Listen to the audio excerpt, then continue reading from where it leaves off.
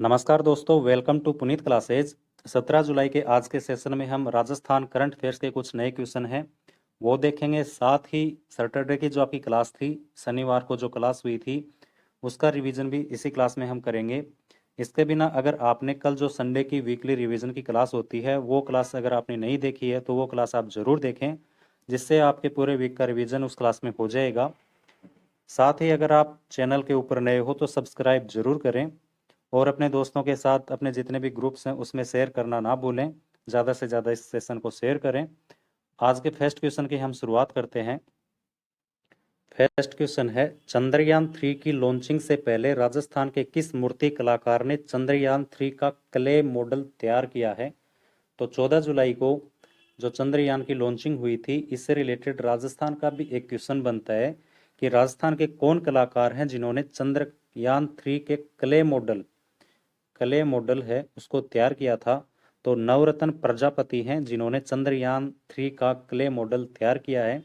अब इसके बारे में थोड़ा डिटेल से देख लेते हैं, चंद्रयान के बारे में भी देख लेते हैं।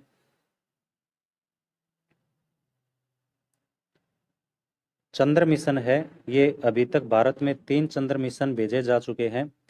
पहला जो चंद्र मिशन था वो 22 अक्टूबर 2008 को लॉन्च किया गया था और जो रॉकेट थी वो PSLV-C11, इस रॉकेट के द्वारा ये चंद्रयान है ये भेजा गया था। दूसरे चंद्र मिशन की बात करें तो 25 जुलाई 2019 को GSLV-M के थर्ड जो रॉकेट थी इसके द्वारा ये चंद्रयान भेजा गया था। और हाल ही में जो तीसरा चंद्र मिशन है ये 14 जुलाई 2023 को LMV थर्ड जो रॉकेट है इसके द्वारा भेजा गया है। और राजस्थान में बात करें तो जयपुर के जो नवरत्न प्रजापति हैं, नवरत्न प्रजापति, इनके द्वारा चंद्रयान 3 का क्ले मॉडल है ये तैयार किया गया है। तो इम्पोर्टेंट क्वेश्चन है कि क्ले मॉडल राजस्थान के किस मूर्ति कलाकार द्वारा तैयार किया गया? तो नवरत्न प्रजापति हैं, जयपुर के रहने वाले हैं, इनके द्वारा तैयार किया गया। इसके बिना ऑप्शन में 2-3 क्वेश्चन है वो मैं आपको बता देता हूँ। लक्ष्मण व्यास की बात करें, लक्ष्मण व्यास, तो जो नई संसद है इसके अंदर जो अशोक स्तंभ है उसके वास्तुकार हैं वो लक्ष्मण व्यास हैं। अनूप भरतरिया की बात करें तो अनूप भरतरिया के द्वारा जयपुर के अंदर जो पत्रिका गेट है उसके वास्तुकार अनूप भरतरिया हैं। SMS के अंदर जो OPD टावर बन रहा है 24 मंजिला OPD टावर, वो और एक कोटा रिवर फ्रंट, इसके वास्तुकार अनूप भरतरिया हैं। और नरेश कुमावत हैं, नरेश कुमावत, इनके द्वारा राजसमंद के नाथद्वारा में जो शिव की सबसे ऊंची प्रतिमा है और नई संसद भवन का जो समुद्र मंथन की प्रतिमा है उसके वास्तुकार नरेश कुमावत हैं। ये आप जरूर ध्यान में रखें। इनका संबंध झुंझुनू जिले के पिलानी कस्बे से है, नरेश कुमावत का। ये भी आप करंट के क्वेश्चन है, ये भी आप जरूर से देखें। अगला क्वेश्चन देखो,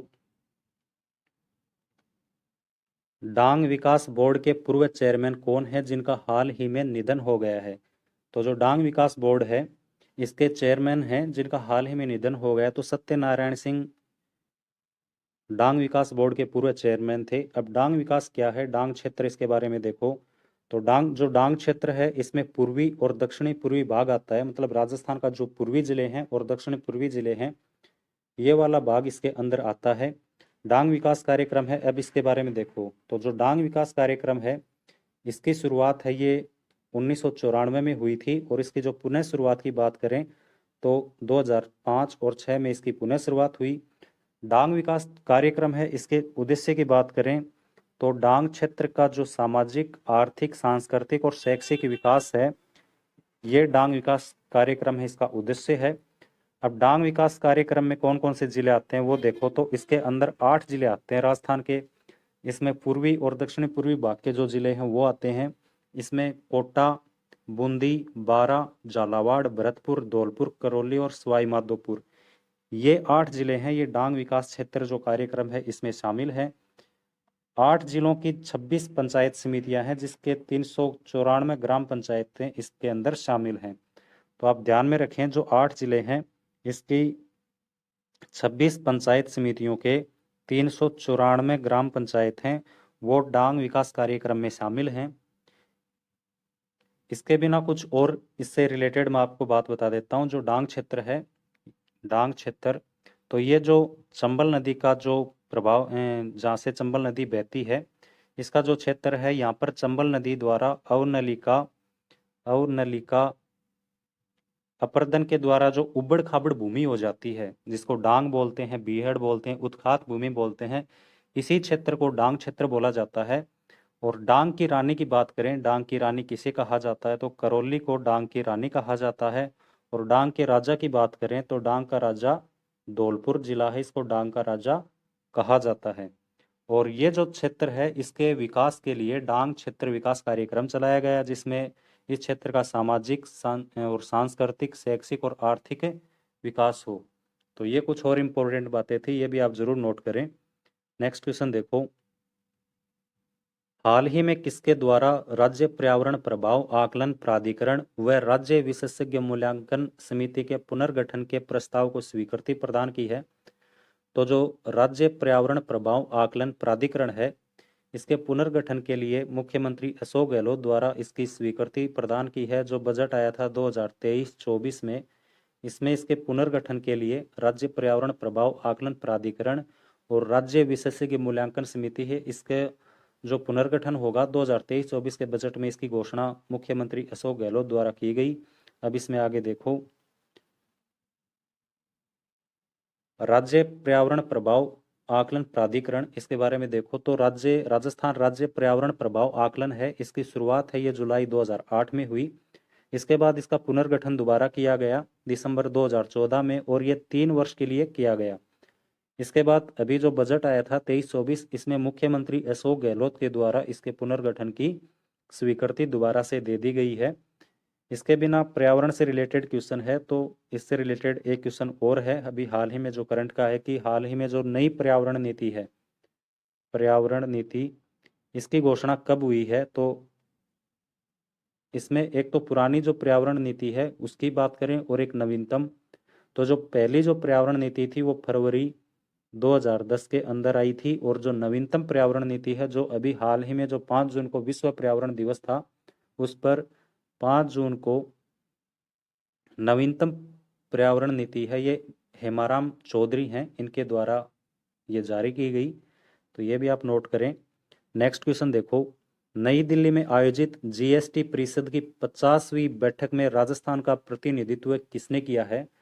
तो जीएसटी परिषद है, जीएसटी काउंसिल, इसकी जो 50वीं बैठक हुई, इसमें अपने राजस्थान से शांति धारीवाल ने राजस्थान का प्रतिनिधित्व किया। अब इसमें थोड़ा आगे देख लो जीएसटी के बारे में। तो जीएसटी है, इसको गुड्स एंड सर्विस टैक्स बोला जाता है, जिसकी शुरुआत है ये 1 जुलाई 2017 से हुई, और 101वां जो संविधान संशोधन है, इसके द्वारा जीएसटी लागू किया गया।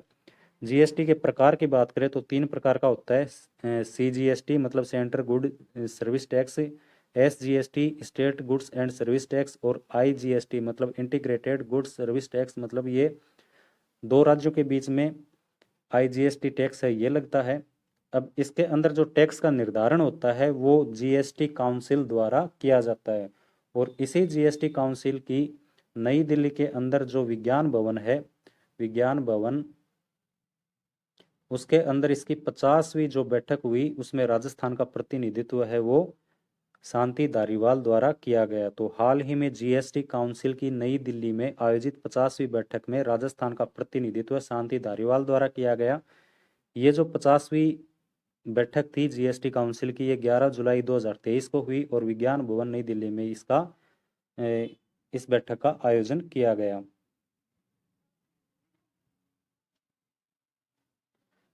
नेक्स्ट क्वेश्चन देखते हैं, राजस्थान सरकार द्वारा प्रशासन गांव के संग अभियान 2023 की अवधि कब तक के लिए बढ़ा दी गई है? तो राजस्थान सरकार के द्वारा 2 कार्यक्रम चलाए जाते हैं, एक प्रशासन गांव के संग और एक प्रशासन शहरों के संग अभियान। तो गांव के संग अभियान है, इसकी अवधि पूछिए कब तक बढ़ा दी गई है? तो 31 जुलाई 2023 तक प्रशासन गांव के संग अभियान की अवधि बढ़ा दी गई है। अब इसमें आगे देखो, राजस्थान सरकार द्वारा 2 कार्यक्रम चलाए जाते हैं, प्रशासन गांव के संग और प्रशासन शहरों के संग अभियान। प्रशासन गांव के संग अभियान की अवधि है ये 30 जून से बढ़ाकर 31 जुलाई 2023 तक कर दी गई है। प्रशासन गांव के संग अभियान की अवधि 30 सितंबर 2023 तक बढ़ा दी गई है। अब प्रशासन गांव के संग जो अभियान है, इसके अंदर 10 लाख पट्टे वितरण करने का इसमें टारगेट रखा गया है। और ये जो 10 लाख पट्टे वितरण किए जाएंगे, ये राजस्थान राजस्व अधिनियम 1956 की धारा 90 ए के तहत इनका वितरण किया जाएगा। इसके बिना सीलिंग एक्ट 1976, जागीर एक्ट 1963 और सीलिंग कृषि भूमि एक्ट 1973, इसके अंदर जो भी विवादित भूमि है उनका पट्टा इस योजना के अंतर्गत, इस अभियान के अंतर्गत वितरित किए जाएंगे। अगला क्वेश्चन देखते हैं। मुंबई में राज्य के किस अधिकारी को exemplary leader of the year award से सम्मानित किया गया? तो राजस्थान के पवन अरोड़ा हैं। पवन अरोड़ा राजस्थान हाउसिंग बोर्ड के जो चेयरमैन हैं, इनको मुंबई के अंदर जो वर्ल्ड एचआरडी कांग्रेस है, इसके द्वारा कार्यक्रम आयोजित हुआ, जिसमें इनको exemplary leader of the year award से इनको सम्मानित किया गया है। अब इसमें थोड़ा आगे देखो।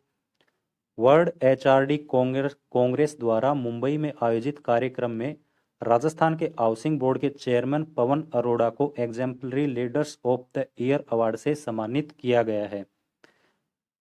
वर्ल्ड एचआरडी कांग्रेस है, इसके द्वारा 2 अवार्ड यहाँ पर दिए गए थे, एक एक्सीलेंस इन पीएसयू और एक है exemplary leader of the year, जिसमें पवन अरोड़ा इनको ये सम्मान मिला है। और पवन अरोड़ा इनकी बात करें, पवन अरोड़ा तो ये आरएचबी के राजस्थान हाउसिंग बोर्ड के चेयरमैन हैं। आरएचबी की बात करें तो इसकी स्थापना 24 फरवरी 1970 को इसकी स्थापना हुई। और इसकी जो थीम है, आरएचबी की थीम है वो हमारा प्रयास सबको आवास, इसकी थीम है। और इसके द्वारा 3 एप्लीकेशन है वो चलाई जाती हैं, ग्रीन, सतर्क और आवास। ये 3 एप्लीकेशन इसके द्वारा चलाई जाती हैं। इसके बिना आरएचबी को 2022 का स्कोच गोल्ड अवार्ड है वो भी आरएचबी को मिला है, क्योंकि आरएचबी की 100 योजनाएं हैं, 100 प्रोजेक्ट हैं, वो रेरा के अंदर रजिस्टर्ड हैं, जिसके लिए 2022 का स्कोच गोल्ड अवार्ड है वो भी आरएचबी को मिला है। नेक्स्ट क्वेश्चन देखो। The travel and leisure magazine ने भारत के फेवरेट टॉप 5 रिसोर्ट में राजस्थान के किन रिसोर्ट को शामिल किया गया है? तो the travel and leisure magazine है, इसके द्वारा अपने मतलब इंडिया के जो टॉप 5 रिसोर्ट हैं, इसमें अपने राजस्थान के 3 रिसोर्ट हैं, जिसमें the Taj lake palace, the ओबरे Uday Vilas palace और द लीला पैलेस, इन तीनों को इसमें शामिल किया गया है। अब इसमें थोड़ा आगे देखो। The travel and leisure magazine ने भारत के फेवरेट टॉप 5 रिसोर्ट लिस्ट में राजस्थान के 3 रिसोर्ट को शामिल किया गया। द ताज लेक पैलेस ये फर्स्ट पोजीशन पर रहा, द ओबरे उदय विलास पैलेस ये सेकंड पर और द लीला पैलेस ये थर्ड पोजीशन पर रहा। इसके बिना ट्रेवल प्लस लेजर द्वारा बेस्ट सिटी अवार्ड है, इसमें राजस्थान का जो उदयपुर है ये 10वें स्थान पर रहा। तो हाल ही में मैंने कल परसों आपको एक क्वेश्चन करवाया था कि ट्रेवल प्लस लीजर द्वारा बेस्ट सिटी अवार्ड है, इसमें उदयपुर सेकंड स्थान पर रहा, मुंबई इसमें 10वें स्थान के ऊपर रहा, मुंबई। इसके बिना फोर्ब्स की जो बेस्ट सिटी मतलब 23 सिटी हैं, उसकी लिस्ट में राजस्थान का उदयपुर, जयपुर व जोधपुर डिस्ट्रिक्ट इसमें शामिल हैं। ये भी आप जरूर नोट करें। 15 जुलाई की जो आपकी क्लास हुई थी, उसका रिवीजन भी इसी क्लास में हम करेंगे, तो आप क्लास को लास्ट तक जरूर देखें। साथ ही अपनी नोटबुक में इस सभी क्वेश्चन को नोट जरूर करें। इसमें फर्स्ट क्वेश्चन देखो। गौतम बुद्ध यूनिवर्सिटी नोएडा में हो रही कॉमनवेल्थ चैंपियनशिप में किस खिलाड़ी ने वेट लिफ्टिंग में गोल्ड पदक जीता है? तो झुंझुनू जिले के अजय सिंह हैं। अजय सिंह महाराणा प्रताप अवार्डी हैं ये, और इनके द्वारा 81 किलोग्राम वेट कैटेगरी में 306 किलोग्राम वेट लिफ्टिंग में इन्होंने गोल्ड पदक है वो जीता है। अगला क्वेश्चन देखो। हाल ही में हरीश चंद्र माथुर राज लोक सेवा संस्थान का महानिदेशक किसे नियुक्त किया गया है? तो हरीश चंद्र माथुर है जो HCM रिपा जिसको बोलते हैं, जिसके नए महानिदेशक हैं वो नवीन महाजन है, इनको नियुक्त किया गया है। अगला क्वेश्चन है। अम्मान जॉर्डन में आयोजित अंडर 15 एशियन रेसलिंग चैंपियनशिप में किस खिलाड़ी ने स्वर्ण पदक जीता है? तो अम्मान जॉर्डन के अंदर जो अंडर 15 एशियन रेसलिंग चैंपियनशिप हुई, इसके अंदर अश्वनी बिश्नोई हैं, उदयपुर के रहने वाले हैं अश्वनी बिश्नोई, इनके द्वारा गोल्ड पदक जीता गया है। नेक्स्ट क्वेश्चन देखो, क्रोएशिया में आयोजित वर्ल्ड पैराशूटिंग वर्ल्ड कप में राजस्थान की किस खिलाड़ी ने स्वर्ण पदक जीता है? तो क्रोएशिया के अंदर जो world parachuting world cup championship आयोजित हो रही थी, इसके अंदर अवनी लेखरा और रुद्रांश खंडेलवाल SH1 कैटेगरी के अंदर इन्होंने गोल्ड पदक जीता है। नेक्स्ट क्वेश्चन है, अंतर्राष्ट्रीय तस्कर वामन गिया से जब्त 800 बेशकीमती मूर्तियों के लिए कहाँ म्यूजियम बनाया जाएगा? तो ये जो 800 मूर्तियां हैं, जो जब्त की हुई मूर्तियां हैं, इसके लिए जो थीम पार्क है म्यूजियम के तौर के ऊपर जयपुर के अंदर ये बनाया जा रहा है। नेक्स्ट क्वेश्चन है, केंद्र द्वारा संचालित मेरी पॉलिसी मेरे हाथ डोर टू डोर अभियान के तहत देश में बीमा क्लेम वितरण में राजस्थान का कौन सा स्थान है? तो केंद्र सरकार द्वारा मेरी पॉलिसी मेरे हाथ डोर टू डोर अभियान चलाया जाता है। इसके अंदर जो बीमा क्लेम वितरण है, राजस्थान द्वारा 19,400 करोड़ रुपए का बीमा क्लेम वितरण किया गया और इसमें राजस्थान का पहला स्थान है। अगला क्वेश्चन देखो, राजस्थान संगीत नाटक अकादमी द्वारा घोषित वर्ष 2023 के पुरस्कारों में सर्वोच्च अकादमी रत्न सम्मान किसे दिया गया? तो जो राजस्थान संगीत नाटक अकादमी है जोधपुर, इसके द्वारा 2023 के पुरस्कारों की सूची तैयार की गई, जिसके अंदर सर्वोच्च अकादमी रत्न सम्मान पुरस्कार है वो भानु भारती को मिला है। और अंतिम क्वेश्चन है आज का, राजस्थान सरकार ने पक्षियों की सुरक्षा और संरक्षण हेतु कितने बर्ड हाउस बनाने की मंजूरी दी है? तो उदयपुर का जो गुलाब बाग बर्ड हाउस है, उसी की तर्ज पर राजस्थान में 50 नए बर्ड हाउस बनाए जाएंगे, जिसमें पक्षियों की सुरक्षा व संरक्षण इनको दिया जाएगा। तो 50 नए बर्ड हाउस बनाए जाएंगे, जिसके लिए 43.5 करोड़ रुपए की वित्तीय स्वीकृति मिल चुकी है। तो ये आज के कुछ इंपॉर्टेंट क्वेश्चन थे। आप सभी क्वेश्चन को अपनी नोटबुक में नोट जरूर करें, जिससे आपकी तैयारी बढ़िया मजबूत हो सके। काफ़ी मैटर आपके पास कलेक्ट हो जाएगा, जिससे एग्जाम के टाइम पर आपकी कोई समस्या ना आए। डेली आप क्लास जरूर देखें, साथ ही जो भी नए स्टूडेंट हो चैनल को प्लीज़ सब्सक्राइब जरूर करें। रोज़ की तरह आप अपने दोस्तों के साथ क्लास को प्लीज़ ज़्यादा से ज़्यादा शेयर करें। कल की क्लास में मिलते हैं, तब तक के लिए धन्यवाद। जय हिंद।